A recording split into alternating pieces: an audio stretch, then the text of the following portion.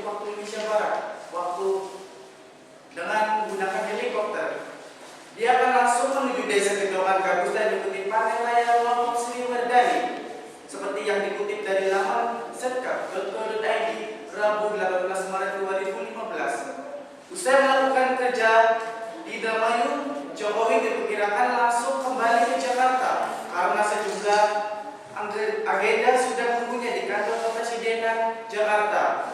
Berdasarkan jadwal yang diterima dari liputan6.com, Biro Pers Istana, dan dijadwalkan secara terpisah akan menerima kedatangan Kepala Badan Koordinasi Penanaman Modal, Franky Sibarani, juga Duta Besar Swedia untuk Republik Indonesia dan Cheo Saab, dan Ketua Dewan Pertimbangan Presiden Sri Adiningsi.